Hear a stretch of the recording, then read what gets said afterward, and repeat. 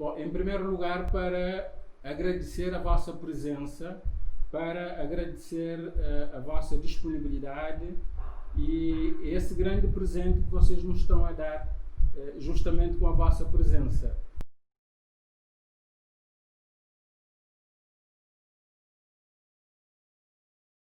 Então, a primeira abordagem vai ser, portanto, tentarmos perceber o que é isso de inteligência emocional, não é?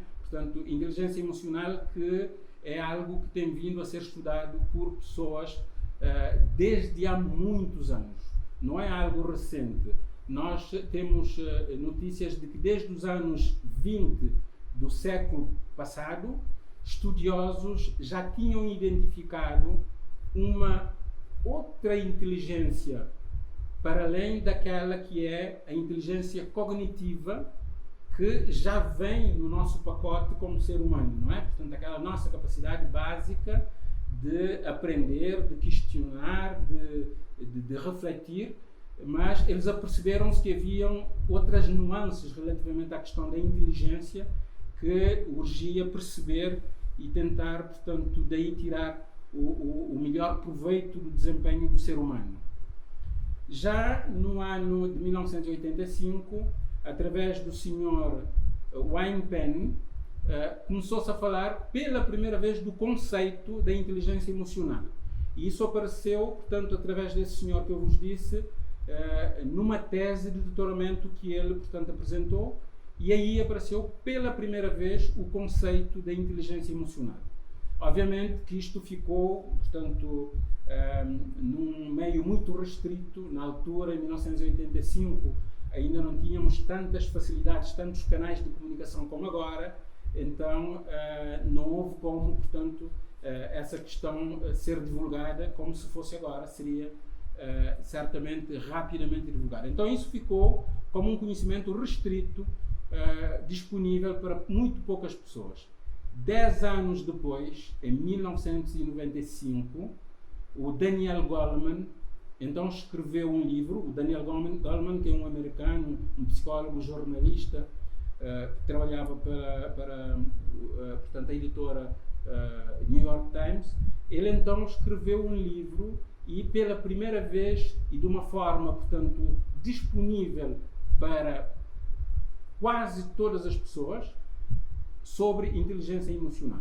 Portanto, e ele aqui ligou, digamos assim, esses conceitos, essas ideias que ele desenvolveu, portanto, ao mundo empresarial, portanto, ao mundo corporativo, o que permitiu com que as empresas também se apropriassem desse conceito e pudessem, portanto, melhorar a prestação, o desempenho, o autoconhecimento dos seus próprios colaboradores.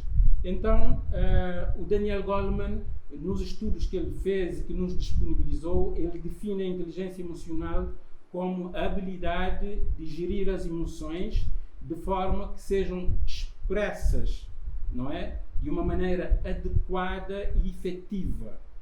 Portanto, então, essa definição vai nos permitir perceber que as emoções devem ser portanto, entendidas, geridas de uma forma reflexiva no sentido de podermos controlar, digamos, esse pensamento consciente ou essa percepção consciente das nossas emoções para podermos depois então geri-las adequadamente e pormos ao serviço das nossas metas e objetivos, digamos, essa gestão adequada para podermos também atingir resultados e metas que nós pretendemos.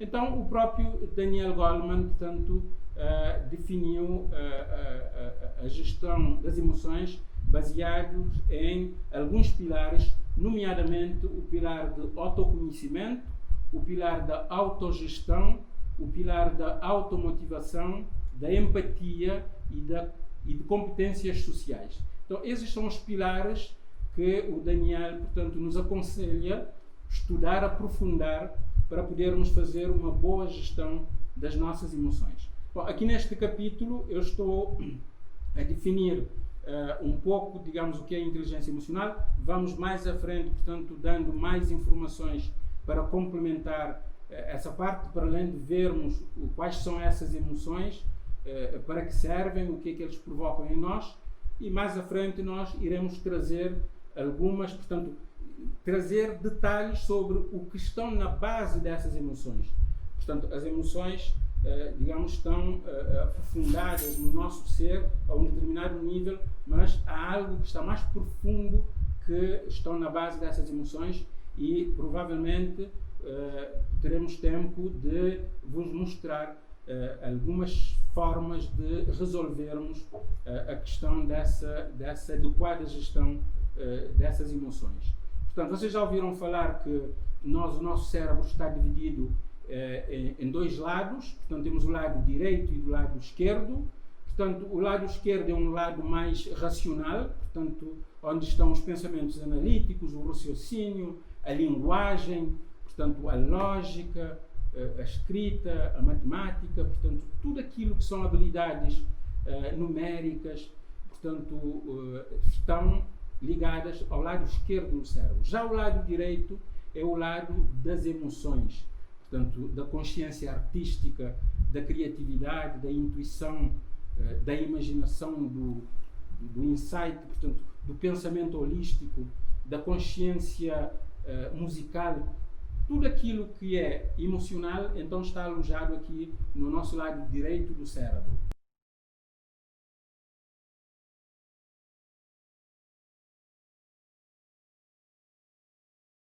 Então, se calhar, seria por falar da alegria, né? É a emoção que todos nós desejamos, é a emoção que realmente nos faz criar, desenvolver, despertar coisas boas, acreditar em coisas e em pessoas, em situações, é a que nos faz ter esperança, né, nas coisas. Então, muitas das vezes, temos aquela pessoa que é muito pela positiva, muito alegre, entra, é festa, é isso, é aquilo. E nós, o que é que dissemos? Ele é sempre alegre, está sempre contente. Por quê? Porque registramos nessa pessoa uma série de padrões de comportamento que acabam por levar a que as coisas nessa pessoa vão sempre de forma mais suave, sempre de forma mais leve. Nos dá até às vezes a sensação como se ela não tem problema. Mas é a forma de ver isso. Por quê? Porque o estado de alegria mexe conosco do fio dos cabelos até a unha dos pés. Então, quando nós estamos alegres, é que nós temos vontade de dançar, de festejar, de abraçar, de ligar e telefonar a um e o outro. Inclusive, quando estamos alegres, é que temos aquela motivação para pegar um relatório, para terminar. Temos aquela inspiração para escrever um livro, para criar. Então, é com alegria que a nossa mente flui, que a nossa produtividade sai, que a nossa performance é apresentada. Já nas outras emoções, não, como o Júlio já disse, na alegria, na tristeza não acontece, devido ao apagão geral da energia. E na alegria é o despertar da energia geral do corpo todo. E nós sentimos nisso, até nos movimentos que fazemos, em tudo, na forma que pensamos, até falamos mais rápido, porque está tudo acelerado, tudo e de forma suave, positiva e boa. É claro que às vezes a alegria é exagerada, porque a alegria, como o Júlio já disse, as emoções têm o seu efeito, o seu limite e a sua funcionalidade. Temos-las instaladas no nosso ser, na nossa forma de ser, saem automaticamente, não as conseguimos impedir de sair, elas têm que sair, mas podem sair de forma doseada. E é essa dose da alegria que, se não for às vezes bem gerida, podemos estar em sítio em que temos que estar, fazer silêncio e nós estamos e vem o pessoal, então acabam por nos... Por quê? Porque estamos desenquadrados com a situação ou com o ambiente. Lugares onde deveríamos, por exemplo, as pessoas estão tristes, ou então as pessoas estão em oração, ou as pessoas estão em meditação, em situações, e nós, por estamos a não gerir essa alegria, que até é boa, mas em situações menos apropriadas, então somos chamados a dosear.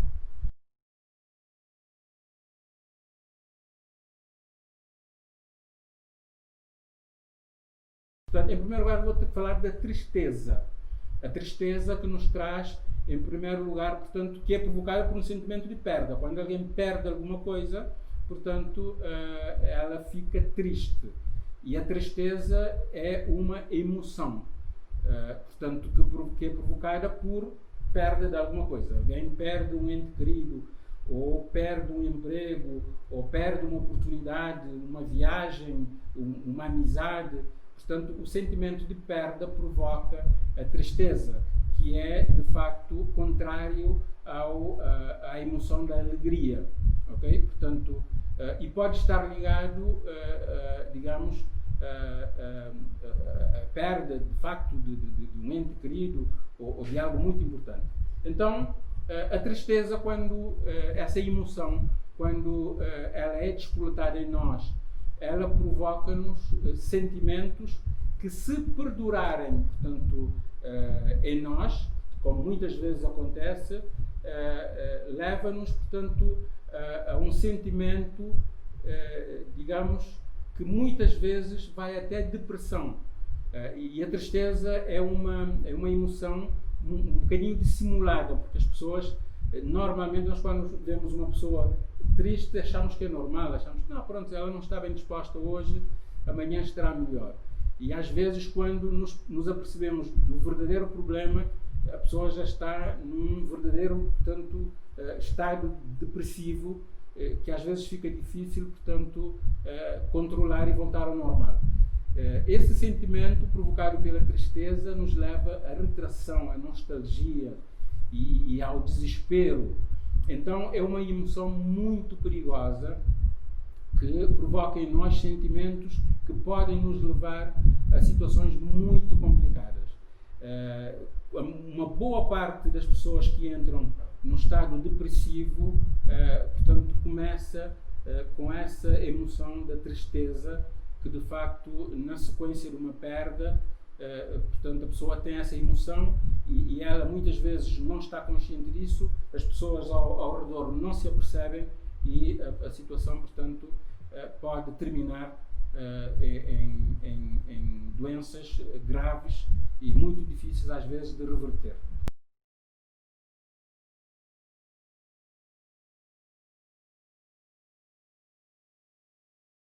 Eu vou falar aqui um bocadinho das crenças para percebermos de facto onde é que está a raiz da questão, e a Luísa vai falar um bocadinho dos valores, para percebermos que, para ressignificarmos de facto aquilo que nos limitam verdadeiramente e aquilo que de facto contribuem para que essas emoções sejam expressas de uma forma, digamos, desequilibrada, e que sejam, portanto, apresentadas em doses, em grandes doses, que custa-nos, digamos, controlar, estão enraizadas essas questões nas nossas crenças e nos nossos valores.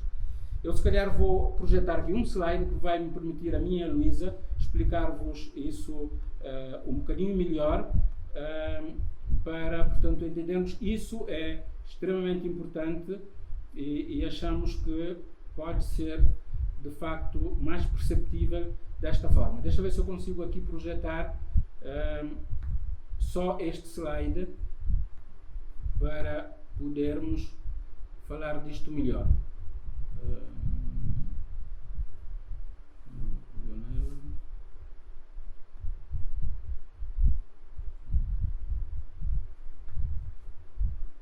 Vamos lá ver se conseguimos projetar esse slide, se não, vamos mesmo portanto, explicar um pouco a questão. Portanto, eu vou fazer isso mesmo, porque estamos aqui, esse slide, portanto, fugiu-nos aqui do controle. Então, como é que isto funciona? Portanto, nós, antes de nós darmos significado a um determinado evento ou uma determinada comunicação que nos chega, portanto, nós temos o nosso sistema de representação, que é formado pelas nossas crenças e pelos nossos valores. Ou seja, nós quando recebemos uma comunicação, algo acontece, recebemos uma notícia de alguém que faleceu ou uma notícia boa, a nossa nota atingiu, portanto, digamos, a melhor nota da turma. Portanto, algo que provoca em nós, acho que vamos poder partilhar agora. Deixa ver, portanto, aqui, só um bocadinho para, então,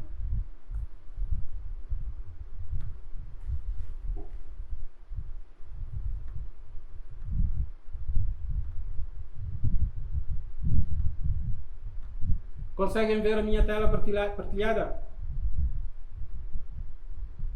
Dizem que não. Não? Ainda não. Vocês estão partilhando. Interromper o compartilhamento. Já está? Apareceu agora? Já. Ok? Muito Obrigada. bem.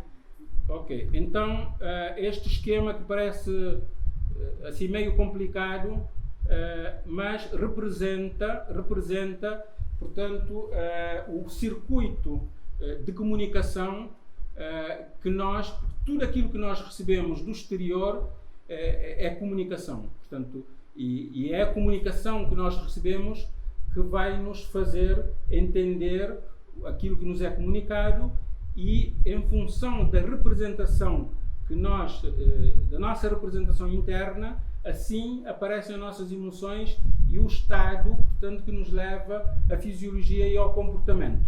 Então vejam que, portanto, as crenças e os valores estão aqui no filtro, no centro da interpretação da mensagem que nos chega de fora. Portanto, nós temos uma realidade externa, que é a comunicação, que, em primeiro lugar, portanto, a comunicação é filtrada pelos nossos 5 sentidos, não é? Portanto, tudo o que nos é comunicado, em primeiro lugar, passa pelos nossos 5 sentidos, para podermos, a partir daí, passar pelo filtro, essa comunicação, esse evento, pelo filtro das nossas crenças e dos nossos valores. Então, são essas crenças e valores que vai dar o significado à comunicação que nós recebemos. Quando alguém diz assim, faleceu uma pessoa, portanto, conhecida, portanto, essa comunicação vai ter uma representação interna para cada pessoa diferente. Porquê? Porque cada um de nós temos as nossas crenças, cada um de nós temos os nossos filtros diferentes, e a notícia da morte vai significar para cada um segundo as suas próprias crenças e valores.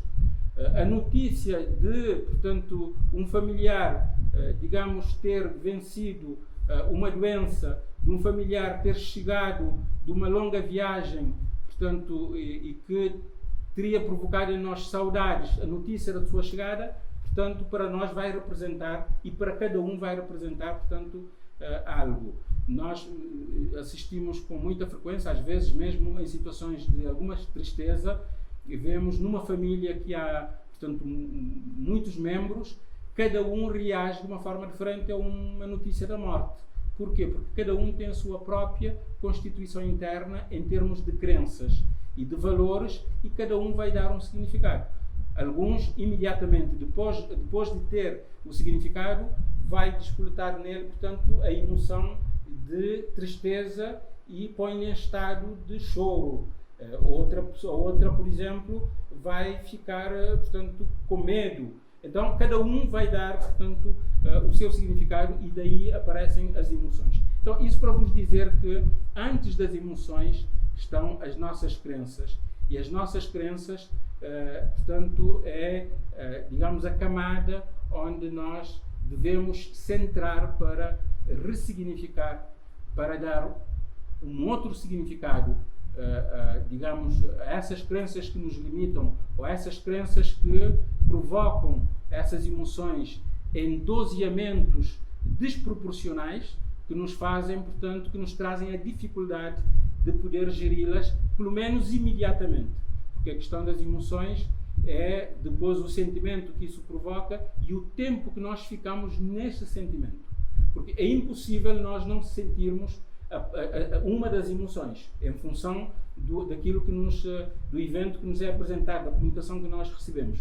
A grande questão é poder, portanto, identificar isso e, em função daquilo que nos provocar o bem exagerado ou o mal exagerado, portanto, sair deste estado para podermos não sofrer ou não provocar, portanto, algo que possa não trazer resultados para o nosso dia a dia. Então, onde é que está a solução dos problemas? Está na possibilidade de olharmos para as nossas crenças e identificar quais são as crenças que, portanto, provocam essas situações e podermos resolver isto de uma forma mais efetiva, com mais eficácia, para podermos, então, nós termos o controle disto.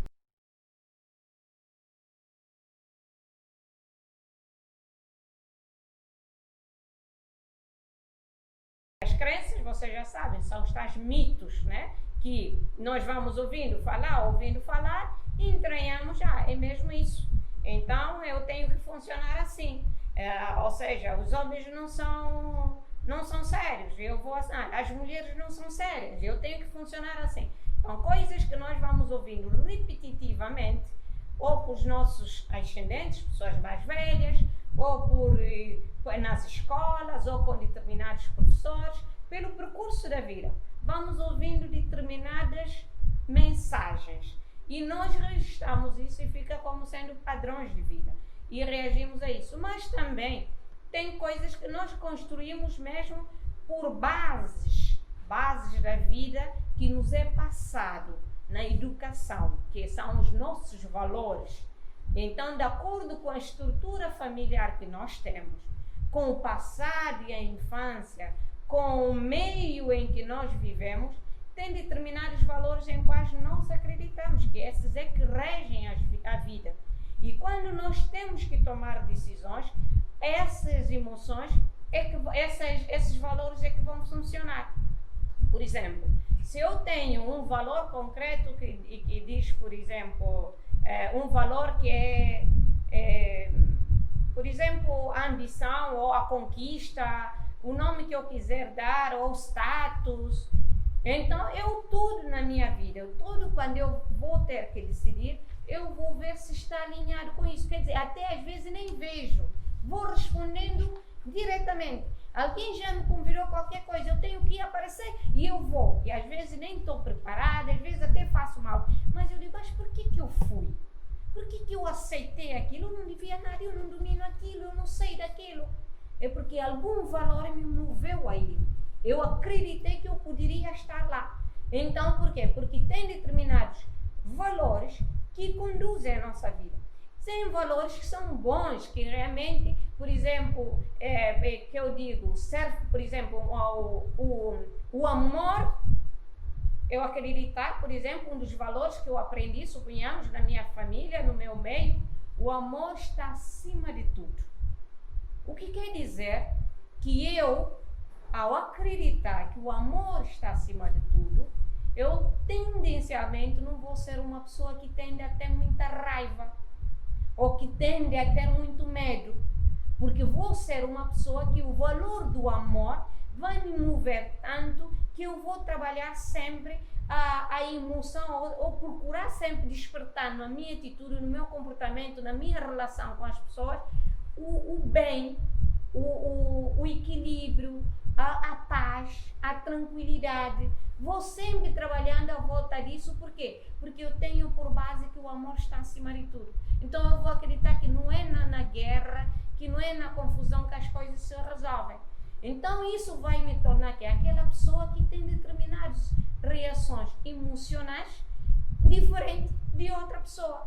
Por quê? Porque os valores que eu acredito que realmente movem a vida de alguém são estes. E outra pessoa que até podemos ser irmãos do mesmo pai e da mesma mãe, todos criados igualzinho, mas por algum clique qualquer, porque teve um professor que ele aprendeu assim e gostou tanto daquela lição e acredita que aquele valor é que deve reger a vida, então vamos ser 2 irmãos, mas vamos ter opções e comportamentos e reações emocionais totalmente diferentes.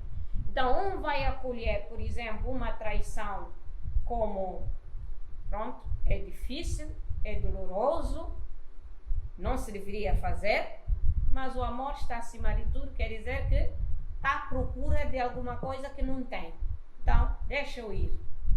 Mas, quando eu acredito do valor que a traição, por exemplo, é das piores coisas que pode acontecer na pessoa, é uma perda de honra, é uma perda de respeito, é uma perda de tudo, e então eu reajo à traição de forma totalmente diferente. E várias pessoas nós vemos, pessoas diferentes, ou que tiveram a mesma experiência de vida, por exemplo, de traição ou de conquista, mas um tem uma reação, outra tem outra.